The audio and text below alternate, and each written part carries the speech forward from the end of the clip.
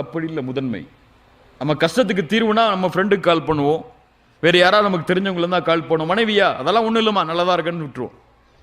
மனைவியா அதெல்லாம் ஒன்றும் இல்லை நல்லதாங்க இருக்கேனா அப்படின்னு விட்டுருவாங்க. இப்போ இந்த முதன்மை குடும்பத்தில் கணவனும் மனைவியும் ஒவ்வொருவரும் ஆக்கப்படவில்லை என்றால் சந்தோஷம் இருக்காது, மகிழ்ச்சி இருக்காது. அது உங்களுடைய உறவு, உங்களிடமிருந்து படைக்கப்பட்ட பெண்ணவள், உங்களுக்காகவே தங்களுடைய வாழ்க்கையை அர்ப்பணித்த பெண்ணவள், அர்ப்பணித்த ஆணவன்.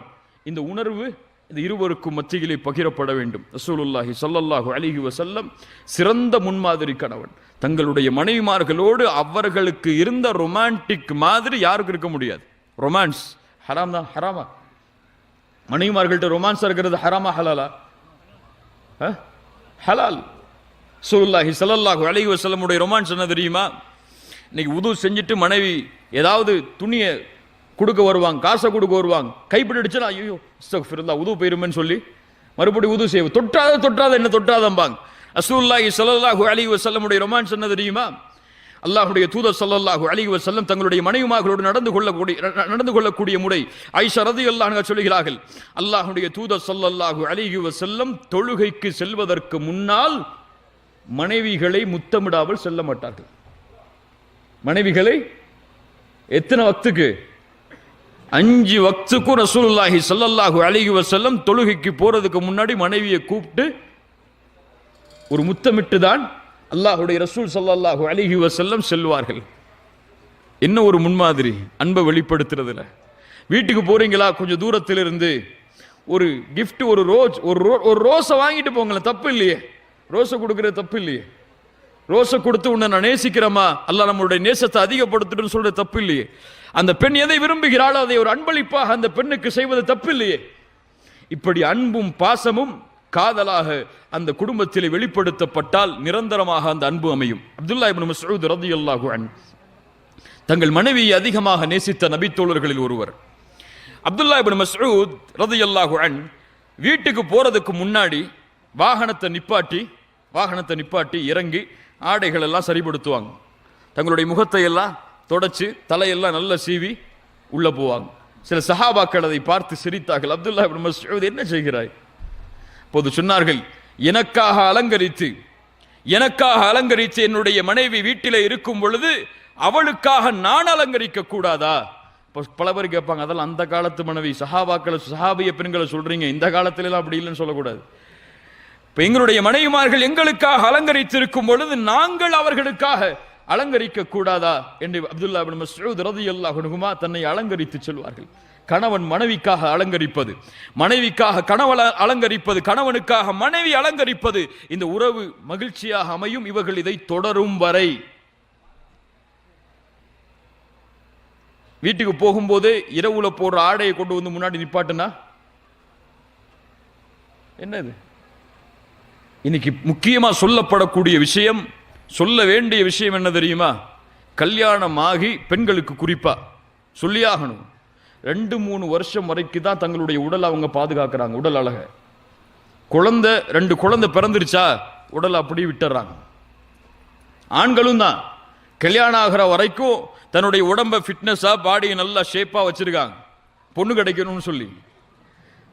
இன்னைக்கு அதான ட்ரெண்டு. நல்ல ஃபிட்னஸா இருந்தால் நல்ல பொண்ணு கிடைக்கும். அப்படி இருக்கக்கூடிய உறவு 2-3 வருஷத்துக்கு பிறகு அவ்வளவுதான். அவர் தக்பீர் கேட்டா இங்கதான் நிற்கும் தராவிக்கு. சுப்ஹானல்லாஹ். இப்படிப்பட்ட உடல் அமைப்பு மாறுகிறது. இது கணவன் மனைவிக்கு செய்ய வேண்டிய கடமை. அது கணவன் தன்னுடைய உடல் அழகை பாதுகாக்க வேண்டும், மனைவி தன்னுடைய உடல் அழகை பாதுகாக்க வேண்டும். எத்தனை வருஷம் அந்த பெண்ணால் அந்த ஆணுக்கு ஹலாலான முறையில் இன்பத்தை கொடுக்க முடியுமோ அதுவரை தன்னுடைய உடலின் அழகை அந்த மனைவி பாதுகாத்தால் மகிழ்ச்சியா இருக்கலாம். அல்லது ஏமாற்றம் ஏற்பட்டு சில ஆண்டுகளிலேயே வேறு உறவை தேடி போகக்கூடிய அளவிற்கு இன்று பல ஆண்கள் மாறி வருகிறார்கள். அல்லாஹ் ரப்புல் ஆலமீன் எம்மை பாதுகாப்பானாக. நாளைக்கே போய் ஃபிட்னஸ் கிளப்ல அட்மிஷன் போட்டுருங்க. உண்மையான ஒரு அன்பிற்கு ஒரு அழகான நிகழ்வை படிக்க வேண்டிய சூழ்நிலை வந்தது சஹாபாக்களுடைய வரலாற்றில். அபூ தர்தா ரலியல்லாஹு அன்ஹு அன்சாரி தோழர். ரசூலுல்லாஹி ஸல்லல்லாஹு அலைஹி வஸல்லம் இந்த நிகழ்வு நமக்கு தெரியும். இவங்களுக்கு யாரோட தோழமை அமைச்சு வச்சாங்க? அபூ தர்தாவோட ரலியல்லாஹு அன்ஹு, சல்மான் அல் ஃபாரிசி, ஃபாரிஸ் நாட்டைச் சேர்ந்த சல்மான் அவர்களோடு ரசூலுல்லாஹி ஸல்லல்லாஹு அலைஹி வஸல்லம் இணைத்து வைத்தார்கள். சல்மான் ரலியல்லாஹு அன்ஹு ஒரு முறை அபூ தர்தா அவங்களுடைய வீட்டுக்கு போறாங்க. உம்மு தர்தா நிக்கிறாங்க அங்க. ஹிஜாபுடைய வசனம் இறங்குவதற்கு முன்னால், எப்படி நேரடியா பார்த்தாங்கன்னு கேட்போம்ல, இப்ப ஹிஜாபுடைய வசனம் இறங்குவதற்கு முன்னால் உம்மு தர்தாவை அவங்களுடைய வீட்டுக்கு போறாங்க. உம்மு தர்தா முன்னாடி வந்து நிக்கிறாங்க. அவங்களுடைய தலைமுடி எல்லாம் கொஞ்சம் களைஞ்சிருக்கு. இப்போ கேட்குறாங்க உம்மு தர்தாவை பார்த்து, என்ன ஆச்சு, ஏன் இப்படி இருக்கீங்க, ஏன் உங்களை அலங்கரிக்காம இருக்கீங்க? இப்போ சொன்னாங்க, அஹூக அபூ தர்தா லைஸ லஹு ஹாஜத்துன் ஃபித் துன்யா. அபூ தர்தாவுக்கு இந்த துன்யால என்ன தேவை இருக்கு?